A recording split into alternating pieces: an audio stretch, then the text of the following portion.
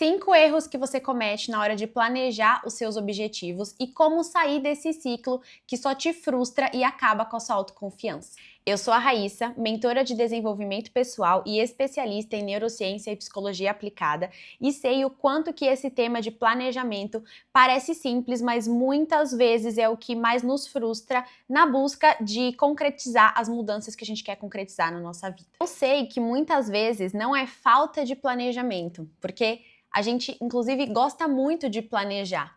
Como o nosso cérebro não sabe distinguir muito bem o que é real do que é imaginário, muitas vezes só de planejar aqueles novos hábitos que a gente quer ter, aquela semana perfeita, né, com tudo que a gente quer colocar nela, simplesmente organizado da melhor forma possível, com a melhor ferramenta possível, a gente já libera um pouquinho de dopamina. A nossa mente já nos dá um pouco aquela sensação de satisfação, de prazer, de estar de fato fazendo o que a gente quer fazer. Mas não é isso que está de fato acontecendo.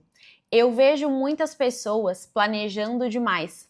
Então, dificilmente é de fato uma falta de planejamento, mas muitas vezes é um excesso que vem acompanhado de uma insegurança, que vem acompanhado de uma procrastinação muito motivada pela questão emocional, do tipo, enquanto eu ficar só no campo das ideias e não precisar lançar esse projeto, eu não vou precisar assumir que ele vai ser um fracasso, porque muitas vezes é essa a ideia que a gente tem na nossa cabeça, né?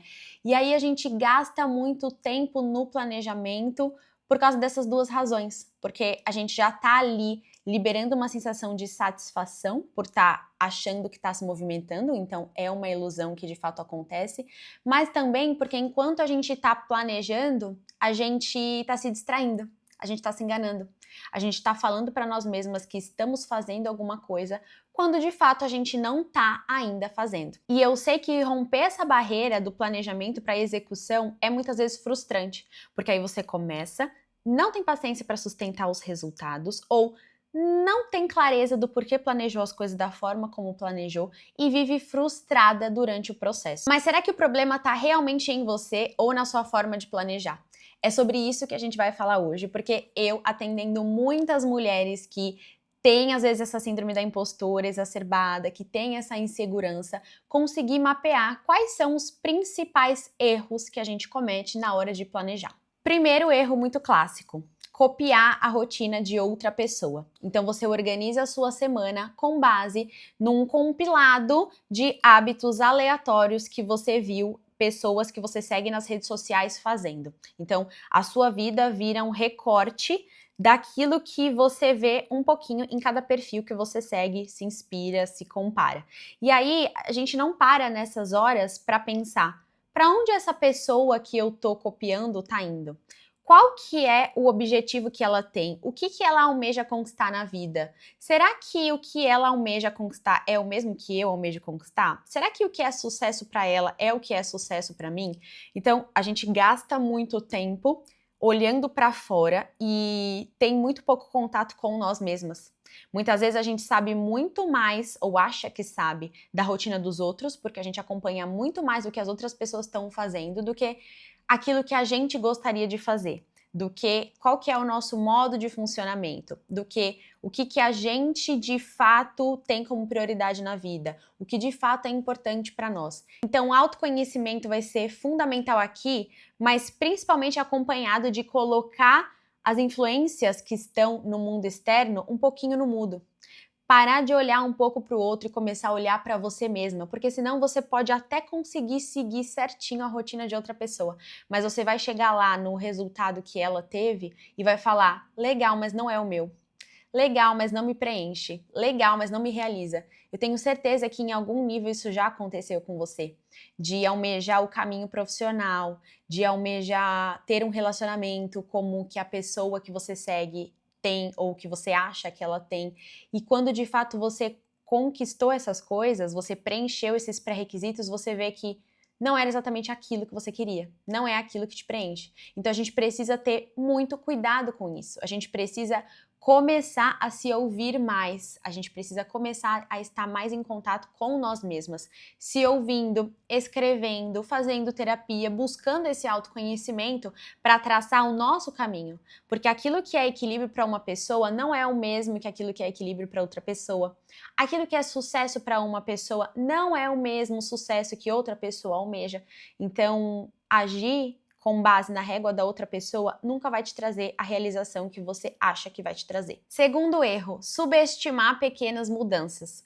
Muitas vezes é aqui que a gente mais falha. Nós não damos valor pro progresso consistente, porque a gente, de novo, tá tão acostumado a olhar para grandes feitos de outras pessoas que a gente menospreza as nossas próprias evoluções. E às vezes a gente não para pensar que a gente pode começar fazendo uma micromudança e essa micromudança por si só pode se transformar em algo maior ao longo do tempo. O problema tá da gente nunca ter essa paciência para sustentar o processo e o tempo que as coisas vão levar na vida. Então, quantas vezes você já começou um caminho, desistiu desse caminho porque achou que ele estava demorando demais para te trazer o resultado que você queria? Aí você foi, mudou de caminho, mudou de rota, e aí descobriu que você tinha que começar do zero e que ainda assim ia levar um tempo para o resultado que você queria. E aí chega uma hora que eu acho que cai um pouco a ficha de se eu tivesse ficado no primeiro caminho, eu já estaria mais longe, em vez de ter pulado de galho em galho tentando achar um atalho, porque não existe. Qualquer mudança de fato grande, profunda na vida, vai exigir um tempo de construção. E quando a gente começa pequeno, a gente está se preparando para fazer mais da próxima vez. Então, pegando um exemplo aqui que é muito fácil, né, de colocar, de tornar palpável para vocês. Quando a gente está falando de ir para academia, de praticar uma atividade física, você pode estar sem condicionamento nenhum. E aí você fala, vou fazer 10 minutos de esteira. Quando você olha para isso, não parece glamuroso fazer 10 minutos de esteira. Quando você vê as pessoas na sua rede social correndo uma meia maratona ou fazendo uma hora de escada na velocidade 10, 8, enfim. Só que é essa sua dedicação a 10 minutos de esteira por dia que vão te trazer o condicionamento necessário para você começar a fazer 20 minutos por dia, para você começar a inclinar a esteira, para você partir para a escada ou para você aumentar a velocidade e começar a correr. A gente não entende que o tijolinho de hoje, ele vai ser somatório aos próximos. A gente está ali criando como se fossem os juros compostos dos investimentos. A gente está ali se preparando para fazer melhor da próxima vez. Então, não subestime o poder de começar pequeno. Não tem nada de ruim nisso e você não tá provando nada para ninguém. O caminho é só seu. Inclusive, essa questão das pequenas mudanças me fez lembrar muito de um caso que eu atendi da minha mentorada Fran. A gente começou a perceber que ela tinha alguns hábitos no dia a dia dela que estavam drenando a energia dela. Então, ela já estava passando por um processo de muita insatisfação profissional e aí ela tentava compensar isso o tempo todo se dando mini recompensas, né? E uma delas era uma distração com podcasts na hora de ir para o trabalho. E aí eu comecei a falar, experimenta parar de ouvir podcast e colocar uma música. E aí ela fez assim, tá, acho que não vai fazer diferença nenhuma, mas vou tentar. E aí o que aconteceu? Ela começou a perceber aquilo que de fato eu já suspeitava. O podcast, né, aquele excesso de informação consumida que deixava ela drenando a energia ainda mais do que a energia que ela já tinha drenada por um trabalho que não a fazia feliz, estava fazendo com que ela tivesse ainda menos força de vontade para buscar outros hábitos que ela queria realizar na vida. Quando a gente trocou pela música ou quando a gente trocou simplesmente pelo silêncio para voltar a acostumá-la também lidar um pouco com esse tédio, ela já melhorou. O humor dela melhorou, os níveis de energia dela melhoraram e ela me relatou uma série de mudanças que partiram dessa mudança. Então, foi algo que ela subestimou, foi uma mudança que talvez ela não teria feito sozinha porque ela não teria visto o valor, mas que de fato transformou a vida dela e a rotina dela em algum nível. Erro número 3.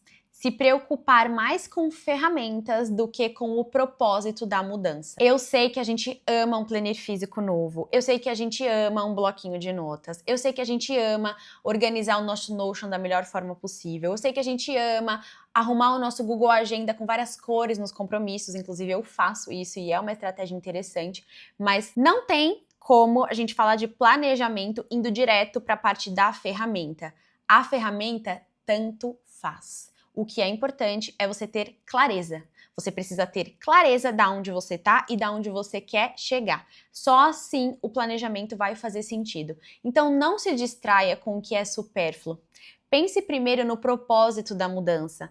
Pense primeiro em como você vai sustentar aquilo. Pensa primeiro em como você vai, no dia a dia, se organizar para honrar aqueles compromissos. Então, precisa ter clareza de por que você quer aquilo. Aquilo precisa ser alguma coisa que você, de fato, queira de verdade para você conseguir sustentar. Então, não se distraia com o que deveria ser secundário. Erro número 4. Tentar atingir muitos objetivos ao mesmo tempo.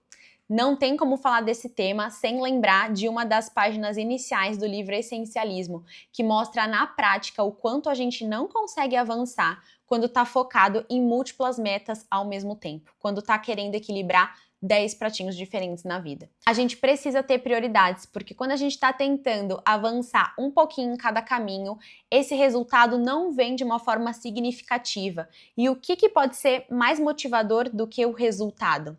Quando a gente não tem um resultado naquele caminho que a gente está indo, fica muito difícil sustentar aquilo. Então a gente precisa ter mini metas para ir comemorando pequenas conquistas ao longo do processo, para de fato conseguir sustentar esse processo até o resultado final que vai estar um pouco mais lá para frente. Agora, quando a gente está esgotadas, fazendo um pouquinho de cada coisa, fazendo até no piloto automático muitas vezes, ou não dando muita atenção e dedicação, porque simplesmente a gente não tem energia para isso, vai ser muito difícil colher algum resultado daquilo, por menor que seja. Então sempre se lembre que o seu tempo e a sua energia são recursos escassos.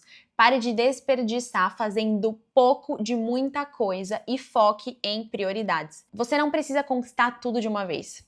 Você pode escolher algumas ações para avançar em determinadas direções, para atingir um resultado que já seja mais significativo e mais motivador para você, e depois você segue evoluindo em outras questões. Erro número 5, que talvez seja o menos óbvio, inclusive. Focar em grandes objetivos e não torná-los palpáveis no dia a dia. O que eu quero dizer com isso? Muitas vezes a gente tem um grande projeto que a gente quer concretizar. E muitas das coisas que a gente quer fazer não são coisas que a gente vai resolver um dia, que a gente sentar para fazer. São coisas que envolvem etapas, envolvem processos e envolvem tarefas. Trazendo um exemplo aqui para ficar um pouco mais fácil de entender. Quando a gente está falando de criar um novo projeto, seja, por exemplo, uma página no Instagram, seja um podcast, seja algum projeto que você queira divulgar o seu novo trabalho como autônoma, por exemplo.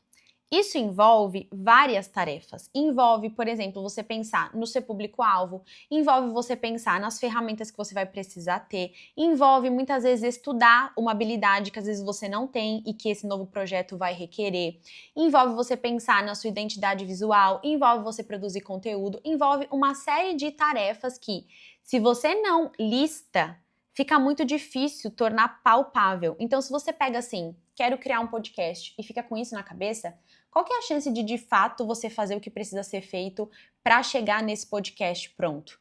Em vez disso, pense nas tarefas que você vai precisar fazer para dar conta daquele objetivo, porque são essas tarefas o que vai estar na sua agenda. Não é o criar o podcast, mas é de fato cada etapa que precisa ser concluída para você chegar nesse objetivo.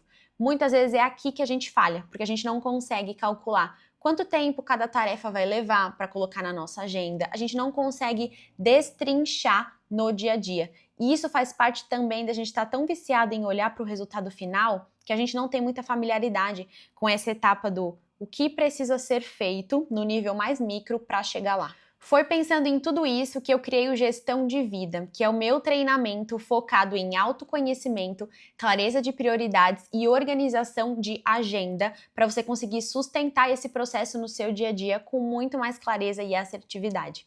Nesse treinamento eu já mapeei todos esses erros e muitos outros para já te trazer muitas ferramentas práticas e muito conteúdo para você driblar essas dificuldades e realmente criar a vida que você tanto quer ter. Desde já eu quero que você saiba que foi um projeto projeto criado com muito carinho, que foi transformador, que é um método validado na minha própria vida, porque cada grande transformação de vida que eu passei nos últimos tempos, seja a minha transição de carreira, seja começar a produzir conteúdo, seja criar minha mentoria em grupo, seja viver um tempo em outro país, como eu tô fazendo agora, tudo partiu dessa mesma metodologia, que também já foi validada por várias alunas. Então, eu espero muito que você goste. Vou deixar o link aqui na descrição para você saber mais. E se tiver qualquer dúvida, é só deixar nos comentários do vídeo que eu vou adorar te responder, interagir com vocês. Deixem também sugestões de próximas pautas aqui pro YouTube, porque eu tô adorando esse novo canal para me aproximar ainda mais de vocês. Um beijo e até o próximo vídeo.